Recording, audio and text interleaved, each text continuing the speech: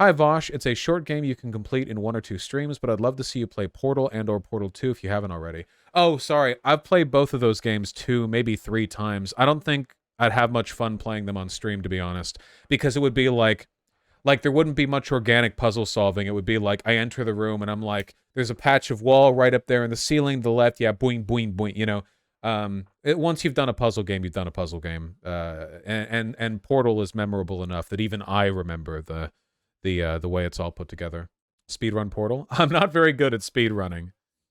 Maybe like a half speedrun where it's like the best I can do. You know what I mean? Speedrun Golem. Black Mesa. I've played Black Mesa on stream. I still think of GLaDOS and Portal whenever I hear like modern video games that try to have quirky writing, and it really, really makes me wish that writers were taken seriously. GLaDOS is such a memorable character that like she'll be a part of gaming history forever. And even what's the little British dude in the second one? The annoying one. I found him annoying, and he does like soy Marvel tier-esque dialogue sometimes, but he does it so well that it's fine. I like it even. Wheatley, thank you. Cave Johnson also was kind of Reddit, but I liked it. It was just well written. If it's well written, it's well written. It's difficult to make you care about a character.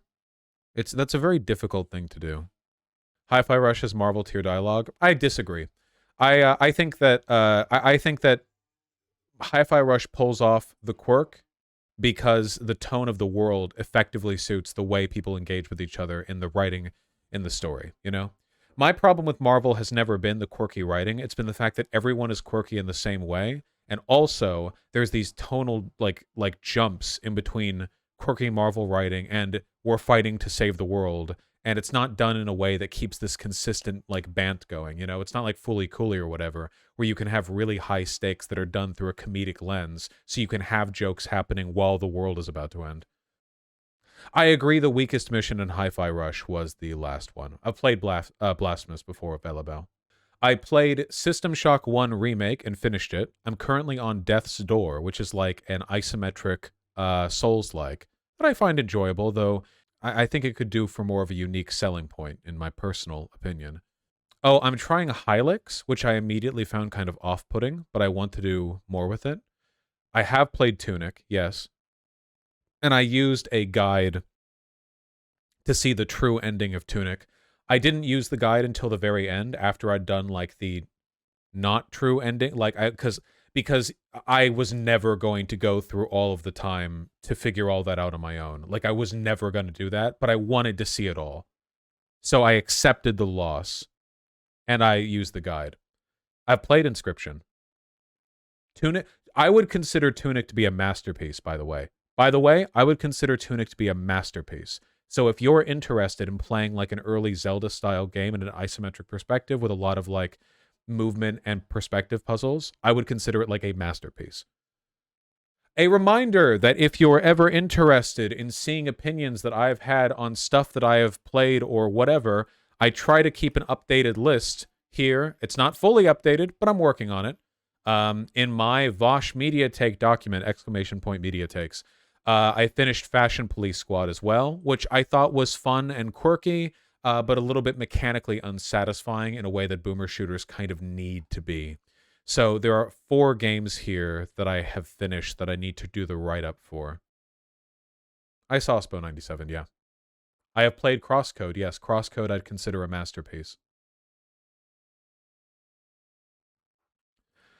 I really did not expect to like Crosscode so much, because the art of Crosscode made me feel like Tumblr. I don't know, like it's like, oh, I'm playing like an RPG Maker game where people have added their OCs in as like pixel sprites or whatever. And then I played it and it was amazing.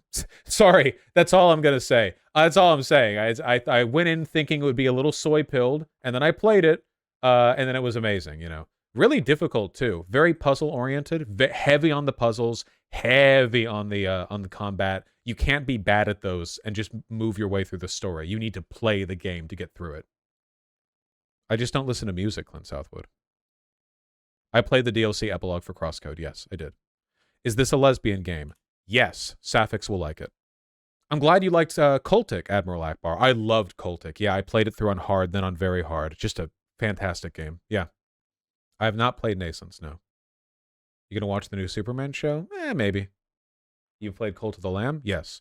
Beat that in hardest difficulty. Signalis is so good. Extremely good. Yes. Which game is Sapphic? Crosscode. Lesbians will have fun. Yes, Hollow Knight is definitely a masterpiece, for sure. I'll play Hades too. I don't know if it'll be on stream. Oh, Signalis is Sapphic. Signalis isn't just like, oh, lesbians will like this. Signalis is dipped in lesbianism. No 5-star games? If I say something is a masterpiece, I'm saying it's a 5-star game. I think I'm going to retool the recommendation system a little bit.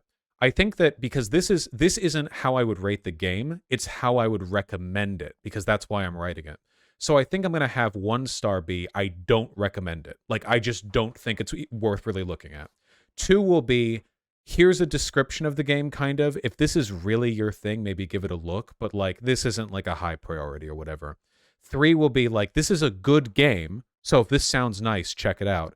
4 will be like, I really think this is worth looking at, even if you're not necessarily inclined towards the stuff that I've described.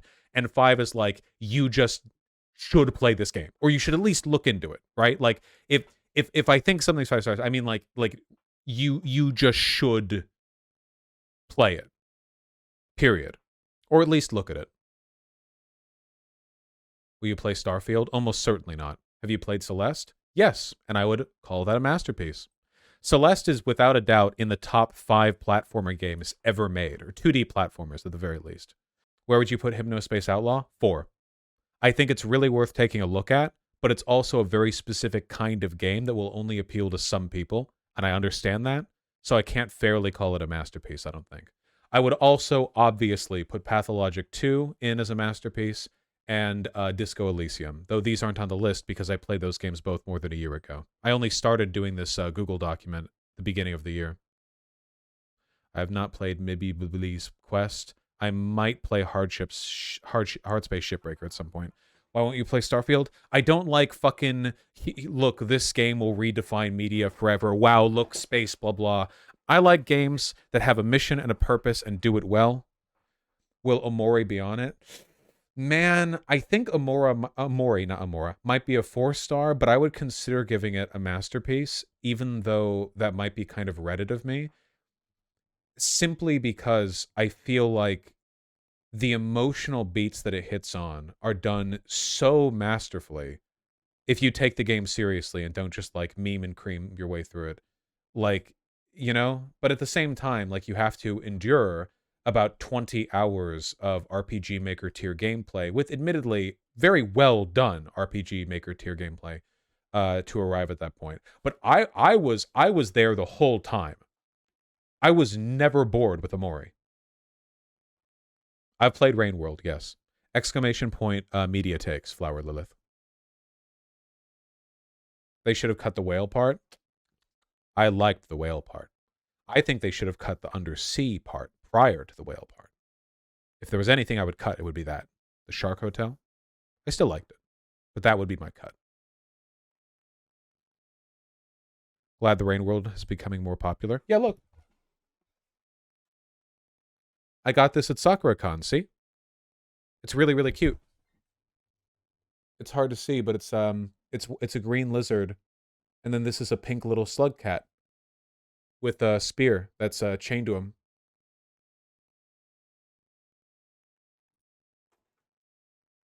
I would have gotten a shirt as well, but they were out of the shirts by the time I got there. Slugcat? Slugcat is the protagonist of Rain World. Basically the best design ever. It really gets at the heart of what people want, you know? Really, really, truly, they understand what the people of the world are looking for, and that is a cat that is a slug.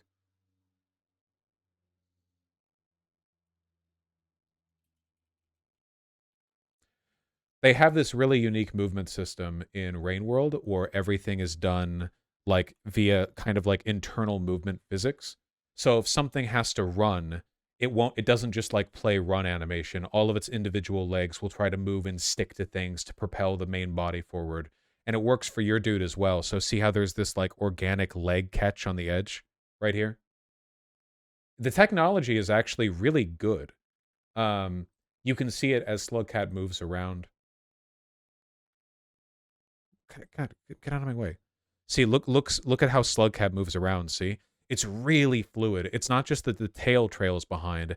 It's the way that, like, the legs and arms, like, move over the surface dynamically adjusting to adjust the weight and proportion and everything. It's a very good game. It's a very difficult game. Look. Me. See, he's chasing a little bat. Me. Me. I wonder if it's hairy or slimy. Slugcat is a slug. He is slimy.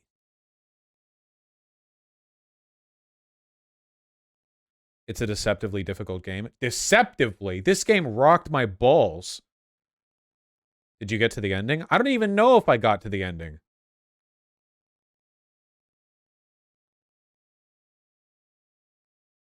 Yes, I'm enjoying Valhalla, Nanachi. It comes across a little bit soy to me, but I'm soy too, so, you know, whatever. Oh, we did, Vermin? We did get to the ending? Ah, I might have cheated to get there. By this point, I've forgotten everything, so if I replayed it, it would be, like, basically with no memory of what happens. Arcane Ally, thanks the $5. Happy to have made you a socialist, my friend. Power Surge, thank you for the $5. Really appreciate that. Maybe. I haven't seen any DC movies. Jared, thanks the $5. Celeste is worth continuing to play. It's a really good game. Very, very good game. And Joe with the £5. Have you played Dead Cells? Yes. I've gotten to 4 cells. Past 4 cells, the game has gotten a little bit... See, the grind is a little bit annoying in Dead Cells, the cell farming you have to do. It's quite a difficult game. I don't like games like Oxygen Not Included, Admiral Akbar, for that reason exactly. I don't like tweaking with the system. This has been my big, like, problem. I actually really like city builder games, like City Skylines, but just building a city has no... I need intrinsic goals, you know? Which is why I kind of miss the old, like, Zoo Tycoon scenarios where you had a finite amount of time and money to get a very specific goal. I like that. I like the idea of working with that. The closest thing that I've ever seen to this done well in a city builder is Frostpunk, because Frostpunk is a city builder where you are on the fucking clock. And I kind of want to go back and replay Frostpunk, but Frostpunk 2 is supposed to come out soon, and I don't want to, like, tire myself out on 1 when 2's right around the corner. So, yeah, I'm waiting for Frostpunk 2. I've seen Satisfactory, yeah. Yeah, I've seen Against the Storm. I don't play early access games. I didn't play Factorio. I don't care to. I've seen too much of it. Don't really care to. I did play Dyson Sphere Program, which I found entertaining.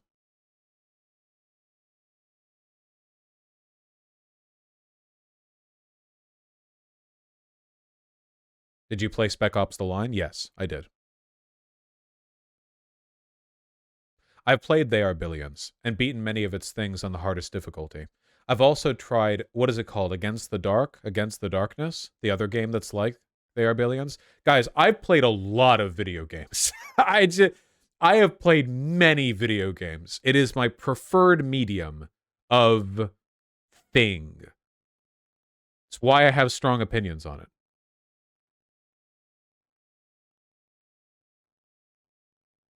Have I played Link's Awakening? Yes. I played the remaster on the Switch.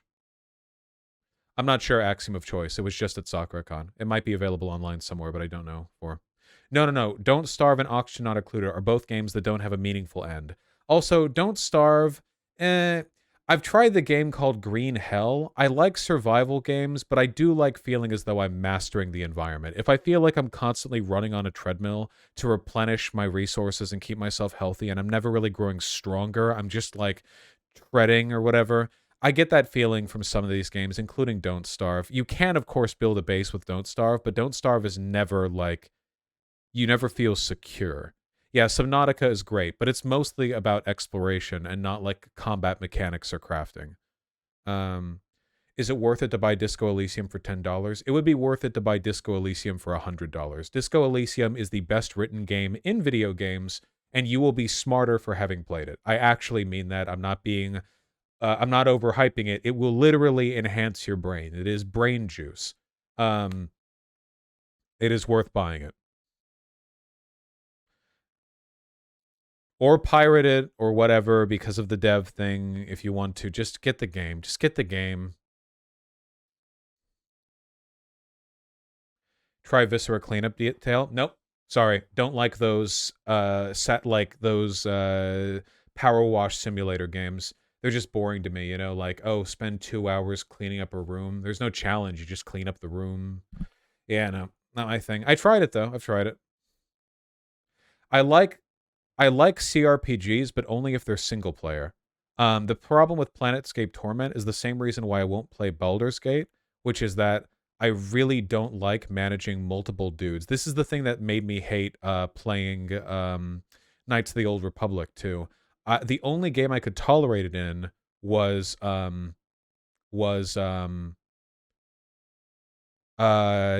Divinity Original Sin 2, which I would consider a masterpiece. Divinity 2, masterpiece. Masterpiece. Guys, Divinity 2 made me cry twice. For real. No exaggeration. It's a good-ass game. The writing in Divinity Original 2, they brought that shit up. They elevated that shit. And the game's fun to play, too. And also, it's like a 100-hour campaign. It's like a long game. What do you think of Team Fortress 2? Well, it's great. It's Team Fortress 2. Yes, I've played Vampire the Masquerade Bloodlines. Deeply flawed game. It's pretty great. Yeah, but have I played Fear? No, but I know a lot about it. It's been on my playlist for a while. I mean to. Though I do get kind of jumpy to the horror stuff. Well, maybe Dream Canoe. Played Noida? Yeah, but not necessarily my thing. Don't tend to like roguelikes.